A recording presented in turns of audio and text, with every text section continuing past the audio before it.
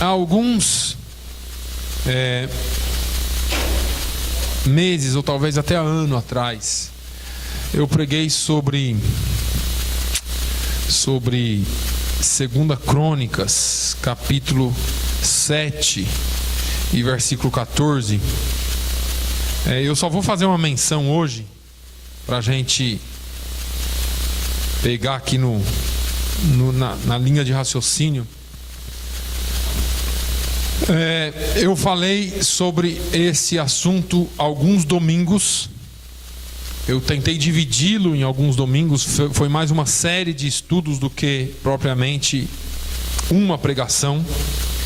Mas a palavra de Deus diz assim: e se o meu povo, que se chama pelo meu nome, se humilhar e orar e buscar a minha face, e se converter dos seus maus caminhos, então eu ouvirei dos céus e perdoarei os seus pecados e sararei a sua terra. Agora estarão abertos os meus ouvidos, os meus olhos, e atentos os meus ouvidos à oração deste lugar. Porque agora escolhi e santifiquei essa casa, para que o meu nome esteja nela perpetuamente, e nela estarão fixos os meus olhos e o meu coração todos os dias. Amém? Eu falei sobre essa palavra aqui talvez em 4 ou 5 domingos, e eu me lembro bem do nosso enfoque em cada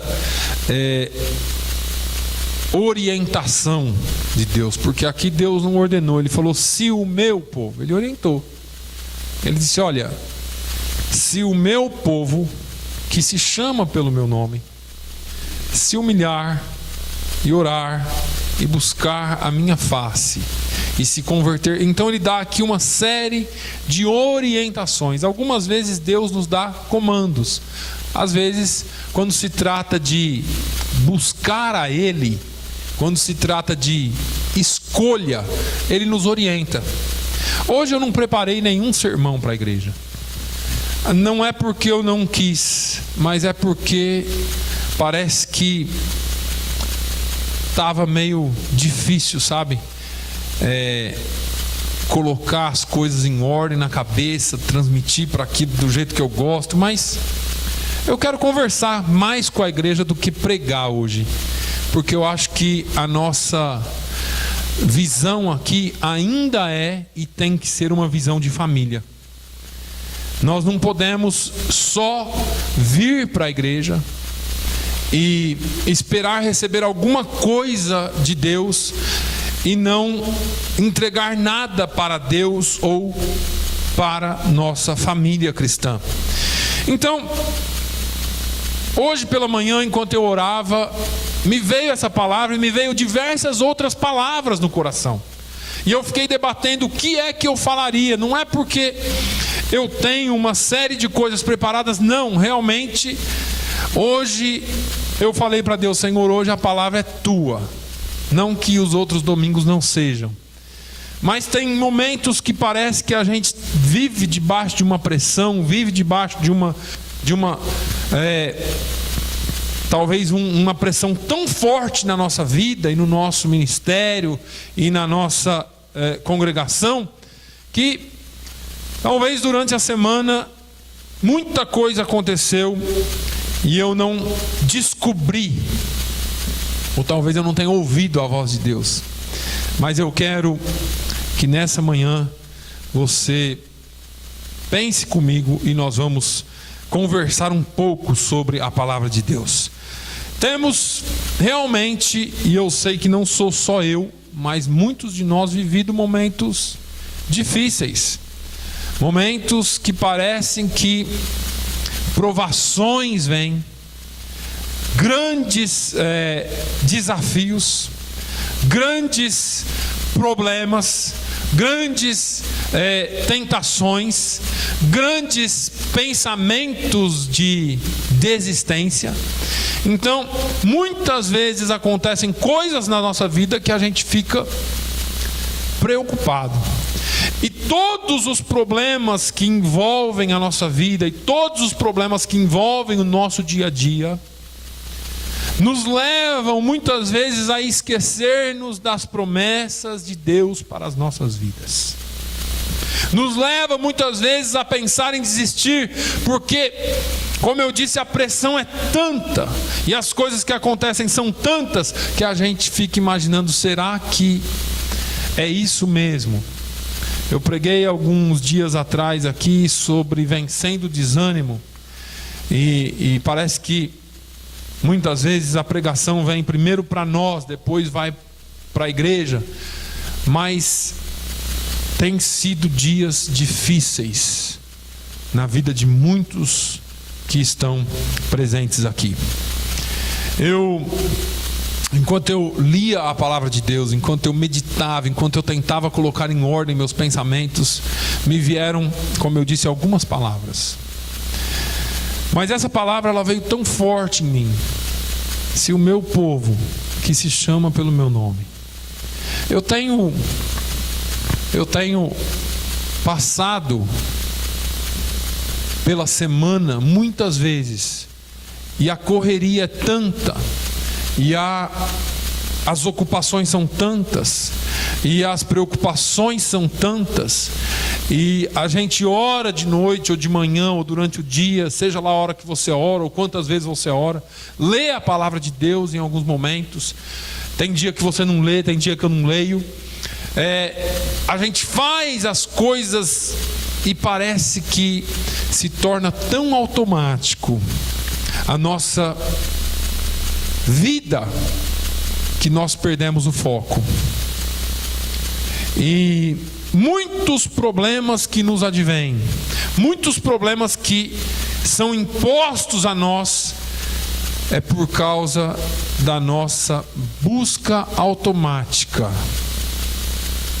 por Deus. E eu vou usar essa expressão, busca automática, da nossa devocional automática, da nossa oração automática, e nós perdemos o foco do coração e o foco do que verdadeiramente é buscar a Deus. Essa semana tem sido uma semana, essas duas últimas semanas talvez tenham sido semanas difíceis para mim. E mesmo diante de todas as dificuldades, mesmo diante de toda a correria, de tudo aquilo que assola a mente, o coração, as coisas que acontecem, a gente continua buscando a Deus automaticamente. E quando eu falo automaticamente, não é que você para e fala assim: peraí, deixa eu parar tudo e buscar a Deus. É que você levanta, você lê a Bíblia, ou você vai dormir, você lê a Bíblia, você ora, e aquilo tudo parece que é só uma ladainha. E quantos de nós não vivemos assim? E quantas vezes nós não estamos vivendo assim? E perdemos o foco daquilo que realmente é buscar a Deus. Deus está falando com o seu povo aqui de uma maneira tão profunda. Ele está dizendo: olha, se o meu povo, eu lembro que eu preguei aqui também, e vocês conhecem essa palavra muito bem, Jesus dizendo: se alguém quiser vir após mim. Eu vejo a mesma conotação de Deus falando no Velho e no Novo Testamento, dizendo: se você quiser, ou se você é meu povo, que se chama pelo meu nome. Nós precisamos mudar a conotação da busca a Deus. Nós precisamos mudar a nossa forma de buscar a Deus, porque isso se tornou tão automático. E eu me pergunto muitas vezes: como é que o Evangelho cresceu tanto no primeiro século, no segundo, no terceiro, mesmo diante de perseguições? Como é que pessoas estão sendo mortas hoje e não abandonam a fé em algumas partes do mundo? E como é que existe uma sequidão e uma frieza espiritual tão grande nos nossos dias, no mundo e no lugar em que vivemos? Como é que nós não vemos as coisas de Deus tão claramente? O que é que tem abatido, o que é que tem pego a nossa alma? Será que são as ocupações? Será que é a frieza do mundo? Será que são as ocupações desse mundo? Será que são os garranchos desse mundo? Como Hebreus fala, Será que são os pesos, as coisas desse mundo que tem nos envolvido e nos tira da presença de Deus? E eu ouço a voz de Deus falando: se o meu povo que se chama pelo meu nome. Eu sou crente, pastor. Sou crente. Então você diz, você se chama pelo nome de Deus. Você diz que é filho de Deus. Eu digo que sou filho de Deus. Mas parece que os problemas têm amassado a gente. Parece que a vida tem afundado a gente. Parece que as coisas da vida ou as nossas preocupações são maiores do que o nosso Deus. Nos enfiamos em coisas que não era para nós estarmos. E aí vem as preocupações disso, vem as coisas disso, e nós ficamos pensando mais nessas coisas, mais nesses problemas, do que no Deus que nós servimos. No Velho Testamento, aqui em 2 Crônicas, Deus fala essa palavra. E Deus diz que se nós fizermos o que Ele está falando para nós fazermos, os olhos dele estarão abertos e os ouvidos dele atentos ao nosso clamor. Agora, vamos pular um pouquinho lá para Lucas, no capítulo 10. Lucas, capítulo 10, essa palavra tem falado bastante ao meu coração, porque nós já conhecemos a Bíblia de cor, né? Nós já sabemos tudo de Bíblia. Nós somos bons nesse negócio, principalmente naqueles versículos que a gente gosta, lançando sobre ele toda a ansiedade, porque ele tem cuidado de vós. O Senhor é o meu pastor, nada me faltará. E a gente usa essas palavras, né?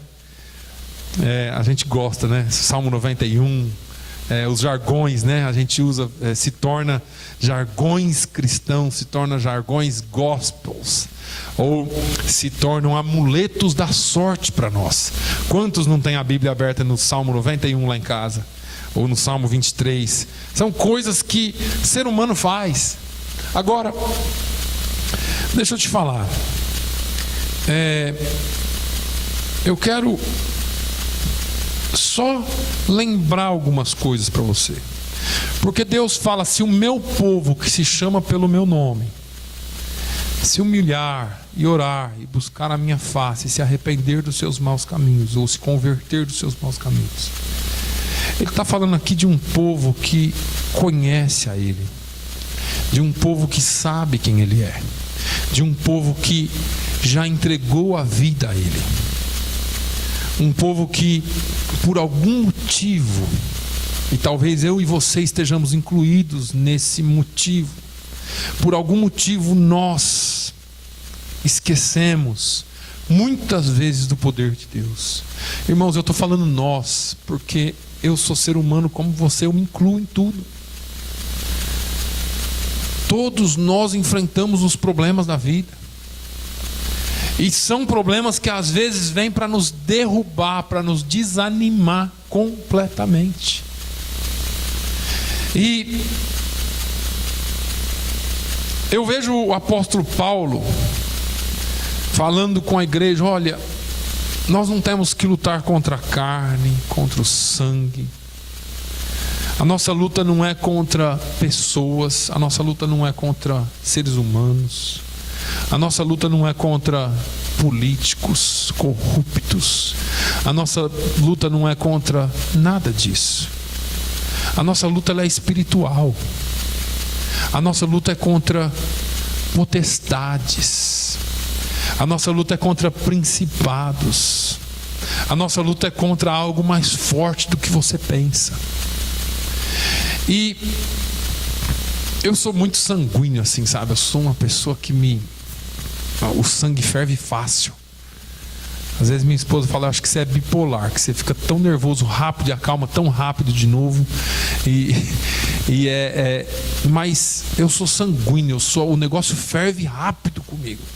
Eu vejo as injustiças que cometem por aí, minha vontade é, como ser humano, é trucidar, esganar, enforcar. E como crente eu falo: não, eu tenho que perdoar, eu tenho que crer que Deus está no controle de tudo. E eu estou falando isso aqui para os irmãos sem nenhum medo, sem nenhum problema, porque eu sou ser humano. O sangue ferve. Tem hora que eu falo assim, isso tinha que morrer. E como crente, eu tenho que confiar que todas as coisas estão debaixo das mãos de Deus. E que por menor que seja o nosso controle, Ele ainda tem o controle de todas as coisas. E Paulo disse, olha, a luta não é contra a carne nem contra o sangue. E aí nós vemos esses principados, essas potestades se levantar contra o povo de Deus, destruindo, matando, calando, fazendo tudo o que pode fazer, destruindo nações. E aí você se revolta, porque afeta a sua vida economicamente, porque afeta a sua vida emocionalmente, porque você vê as notícias, as injustiças, e você fala, meu Deus, quanta coisa, e você começa a se sentir pequenininho, porque você não pode fazer nada. Correto? Não, não está correto. O fato que eu quero entrar aqui hoje é que se tem um povo, se tem alguém que pode fazer, esse povo está sentado aqui hoje. Se tem alguém que pode mudar o rumo de uma cidade, o rumo de uma nação, o rumo do universo, esse povo se chama povo de Deus. Jesus disse, ou Deus falou no Velho Testamento, se o meu povo... E aí, aqui em Lucas 10, versículo 19, ou melhor, vamos lá um pouquinho antes, no 17, Jesus havia enviado aqueles 70 discípulos, e eles voltaram os 70 com alegria, dizendo, Senhor, pelo teu nome até os demônios se nos sujeitam. E disse-lhes, eu via Satanás como raio cair do céu. Eis que vos dou poder para pisar serpentes e escorpiões, e toda a força do inimigo, e nada vos fará dano algum. Mas não vos alegreis, porque se vos sujeitem os espíritos, alegrai-vos antes por estarem os vossos nomes escritos nos céus. Veja bem, nós sempre falamos que nós não podemos fazer. Nós sempre achamos que é muito pouco, é muito grande, nós somos muito pouco, nós somos muito pequenos. E quando eu estava... durante todos esses últimos dias aqui tem sido um bombardeio de informações, né? Principalmente para os brasileiros aqui. A gente está, eu pelo menos fico revoltado. Eu vou ser sincero para os irmãos. Eu não gosto de tratar de política no púlpito, não gosto, mas chegou num nível insustentável. O povo brasileiro tem sido a cada dia roubado, saqueado, destruído em todos os aspectos. O povo perdeu quase que a identidade por causa de tanta coisa que hoje as pessoas olham para o Brasil com desdém. Não é possível. Como que um país tão grande, tão rico, tão forte pode ser roubado descaradamente por uma quadrilha, e eu não tenho medo de falar isso, por uma quadrilha, e ninguém faz nada. E aqueles que roubam são inocentados pelo Supremo Tribunal Federal. Quem é que pode fazer alguma coisa? Se a corte mais alta de um país inocenta um ladrão que não roubou uma galinha, mas que desviou bilhões, eu estou falando em bilhões aqui, não estou falando em milhões, foi beneficiado por esquemas de corrupção, e aí o povo se encolhe. O povo se encolhe. Essa semana uma deputada lá do Brasil, uma digníssima deputada, apresentou um projeto de lei que torna a legítima defesa em crime hediondo. Você já viu um negócio desse? O bandido vem te assaltar, você não pode se defender, e se você se defender, você é preso por crime hediondo. Isso tudo me revolta. Mas eu fiquei pensando, falando, isso não é ação do homem. Isso não pode ser ação do homem. Um ser humano não teria condições de pensar nisso, de transformar o certo em errado e o errado em certo. Isso só pode ser obra de Satanás. E a igreja brinca de ser igreja. Enquanto o diabo deita e rola, a igreja brinca de ser igreja. Ouvi um relato horripilante ontem. Um pastor conhecido estava no avião para voar de um lugar para o outro lá, e uma jovem muito bonita, muito atraente, entrou dentro do avião, e para atrair mais ainda, ela tinha um cajado na mão. Como que você entra no avião com um cajado? Não era uma bengala, era um cajado. E aí ele ficou olhando para aquela cena, e ela veio e se assentou do lado dele. E na hora que ela se assentou do lado dele, Deus falou para ele: se cale, que hoje eu vou revelar algo incrível para você.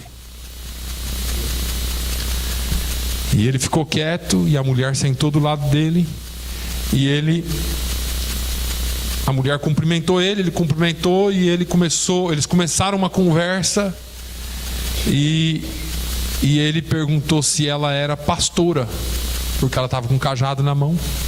E ela falou: não, pastora não, longe disso. E ele falou: o que você é? Ela falou: eu sou uma bruxa.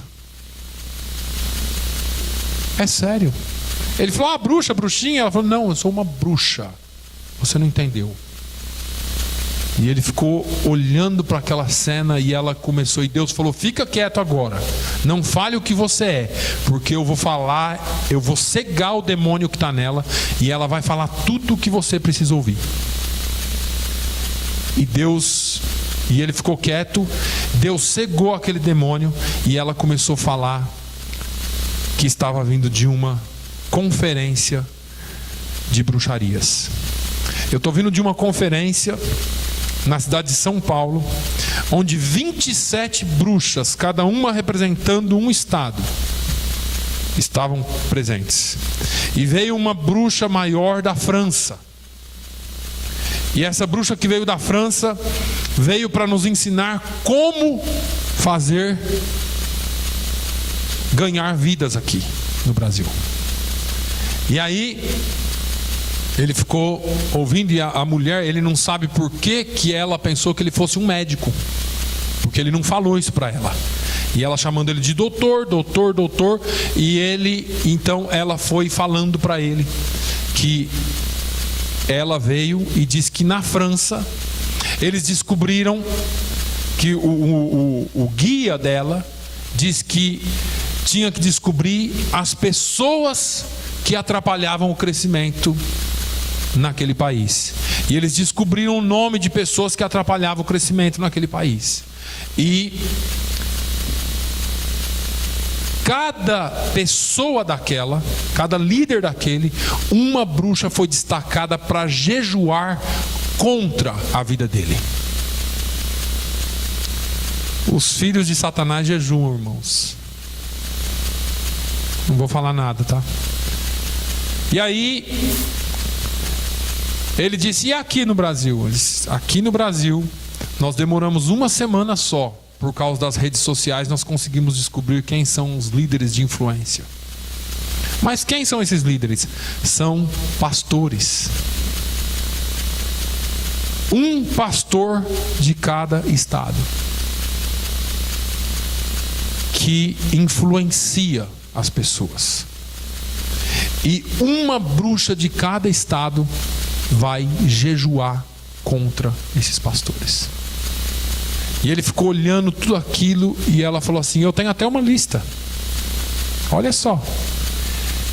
E ele disse: eu posso ver? Ela disse: pode. E ela abriu um papel, e tinha o nome de 27 pastores no papel. E ela disse: esses homens aqui têm que ser destruídos para que a bruxaria cresça no Brasil. E o dele era o terceiro nome da lista.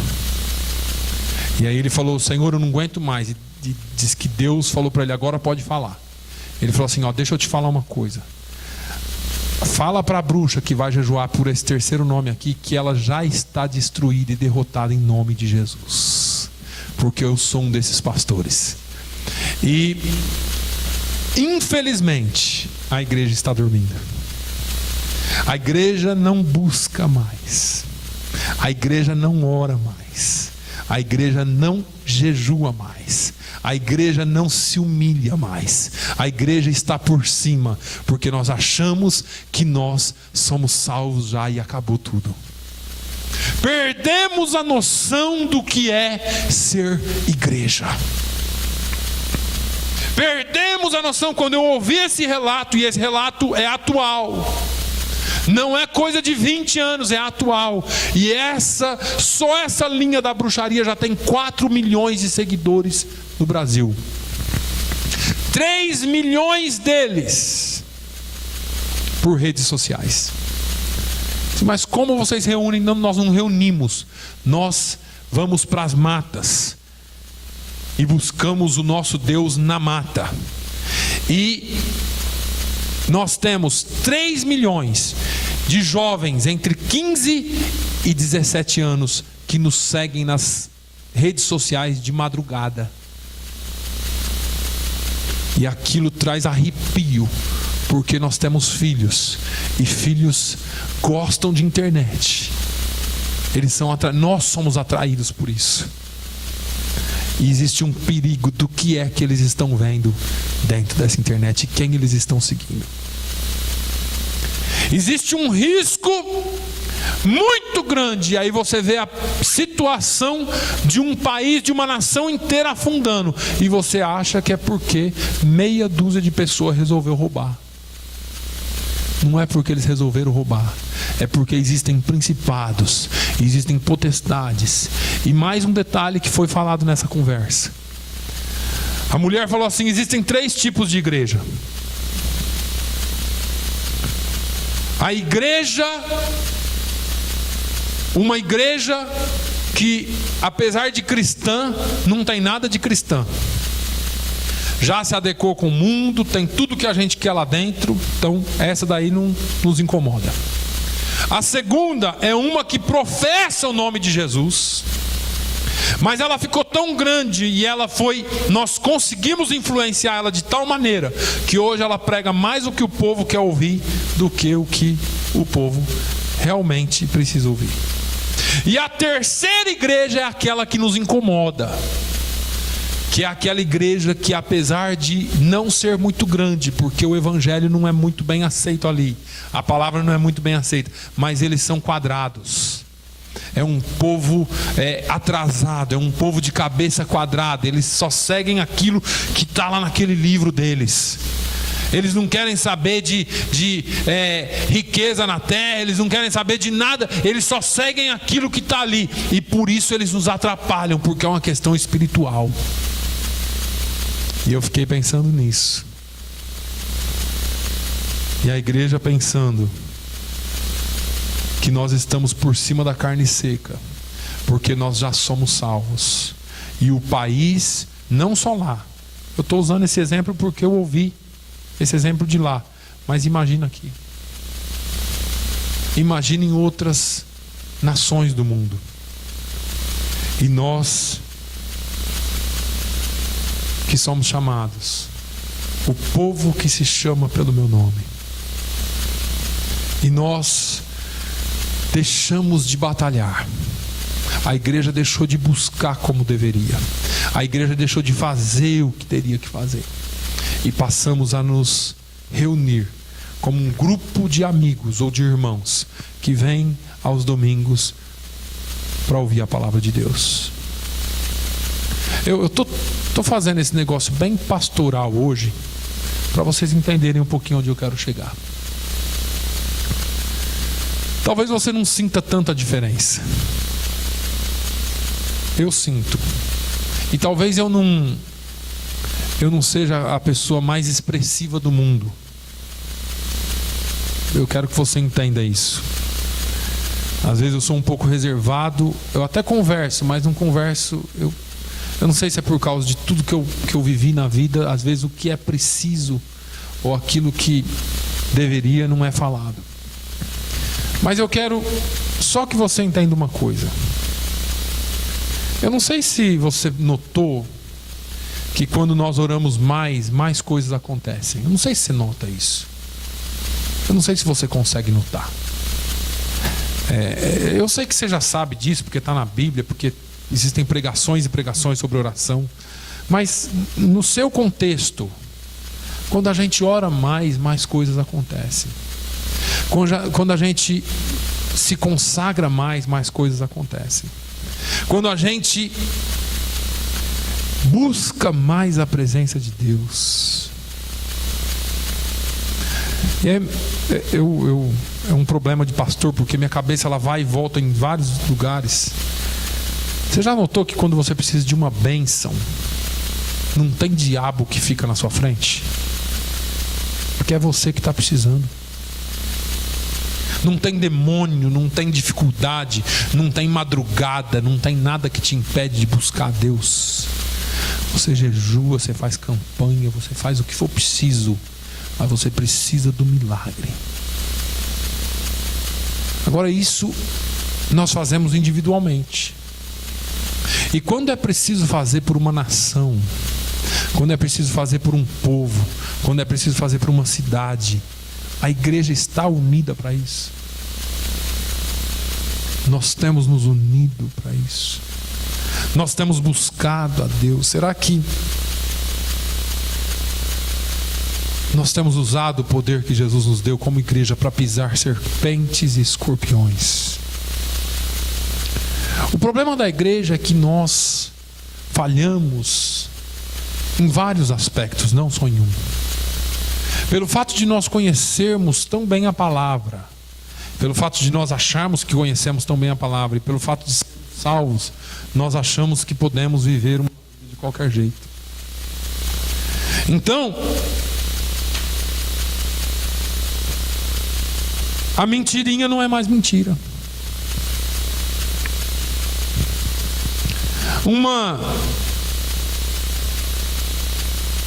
Um pecadinho não é mais um pecado. E assim nós vamos vivendo, e nós nos esquecemos do que foi falado, que se o meu povo que se chama pelo meu nome, se esse povo se arrepender, eu venho falando, essa palavra aqui é só um complemento e talvez ela vai continuar, mas eu venho falando sobre partes de um todo.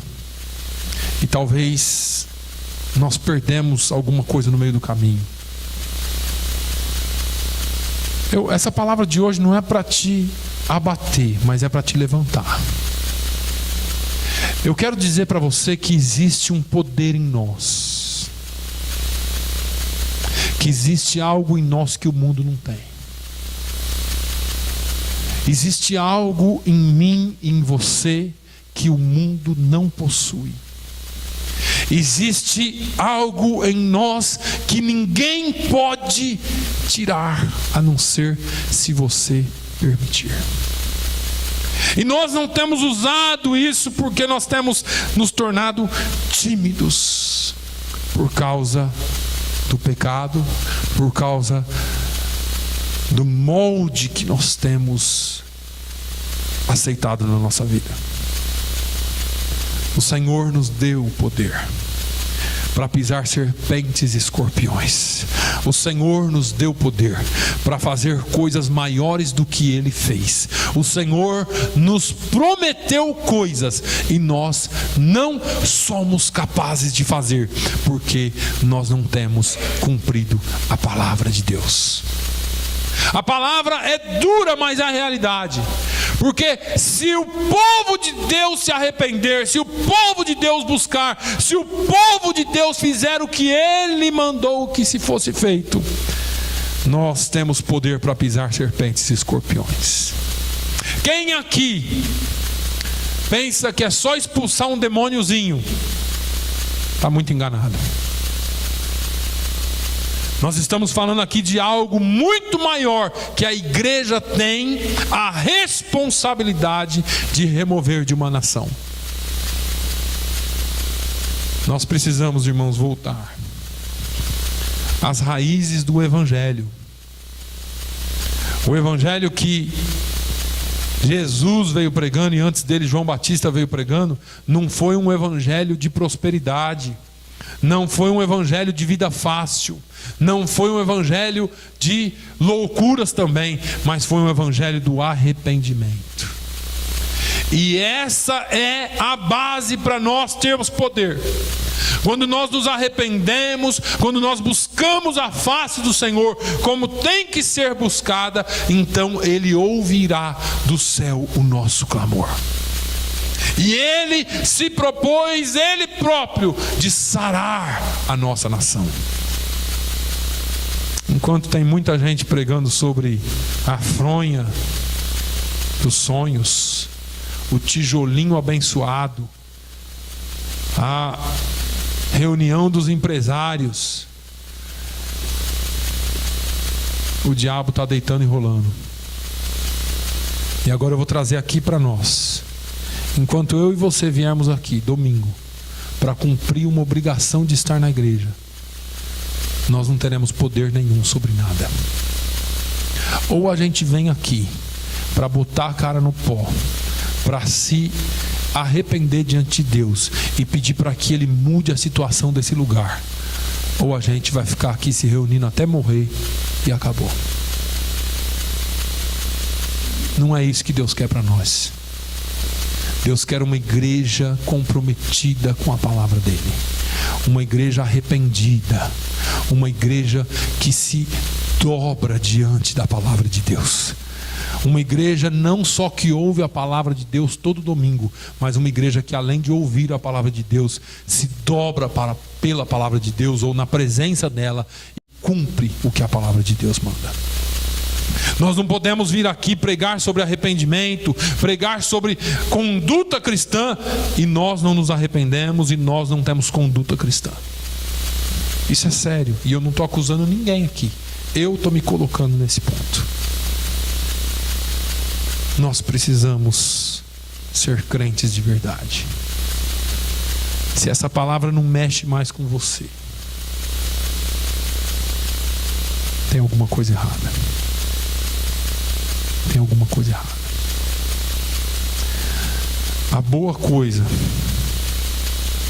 é que essa palavra sobre arrependimento, ela começa lá no Gênesis e ela vai até o Apocalipse.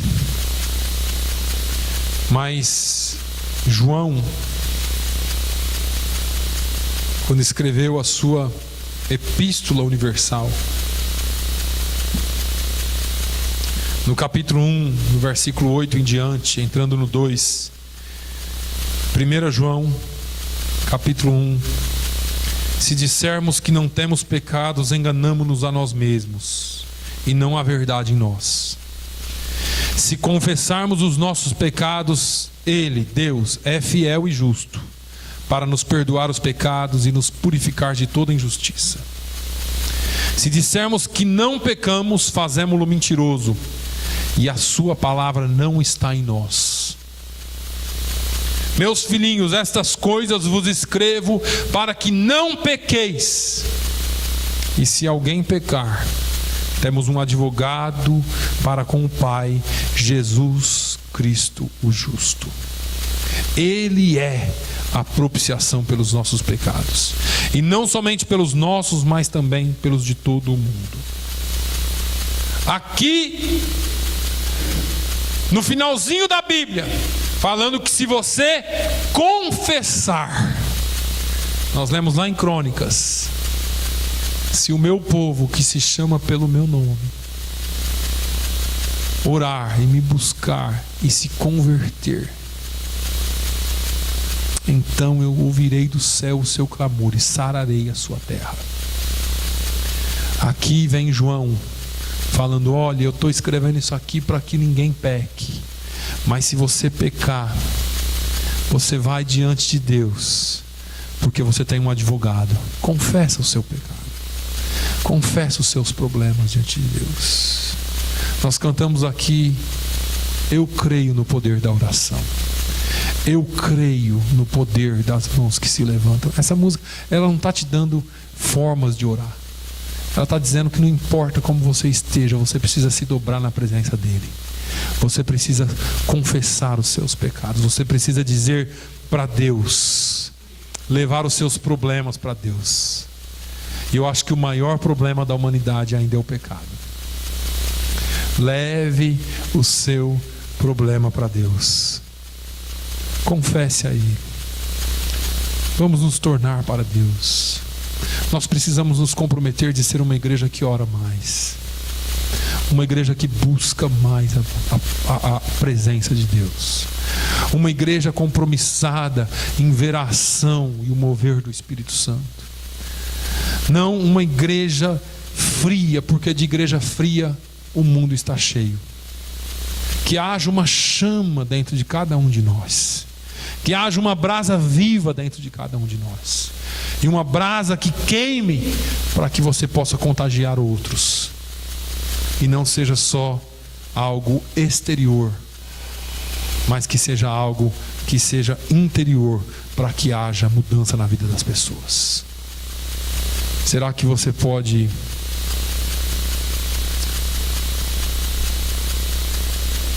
cantar mais uma vez e realmente fazer isso? Entregar os seus problemas nas mãos de Deus.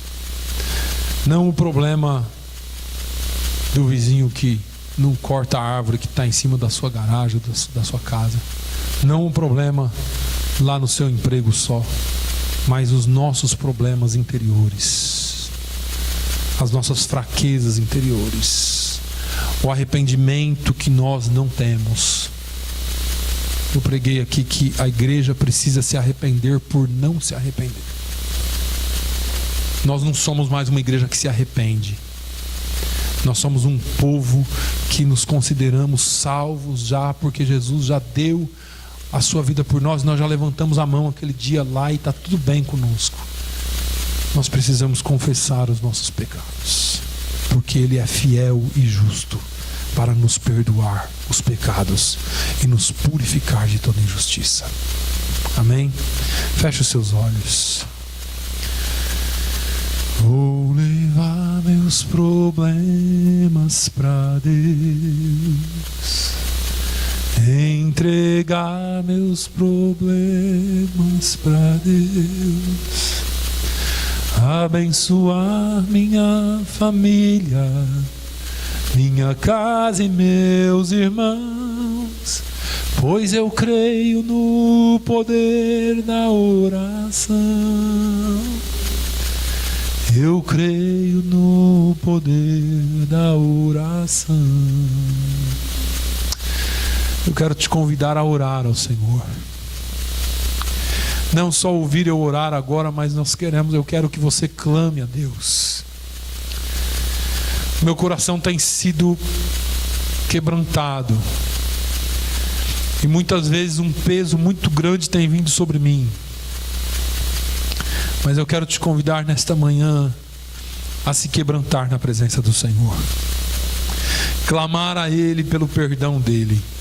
E você pode dizer: pastor, eu não tenho pecado. Mas se nós dissermos que não temos pecados, nós fazemos Ele mentiroso. É o que a palavra de Deus diz. Todos nós temos algum tipo de problema, de pecado que precisamos colocar na presença dEle para que Ele resolva.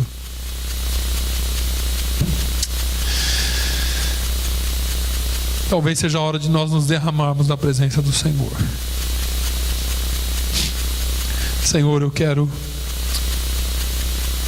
pedir perdão, Senhor. Quero te pedir perdão, Senhor, pelos meus pecados. Como Davi falou ainda, aqueles que estejam ocultos e que eu não me lembro mais deles, que o Senhor venha e faça uma limpeza na minha vida. O pecado, Senhor, que às vezes nós deixamos aflorar tão fortemente a ira, os pensamentos contrários. Ah, meu Deus, ainda que nós estejamos certos como seres humanos, mas como filhos de Deus, tem que haver fruto do Espírito em nós, ó Deus.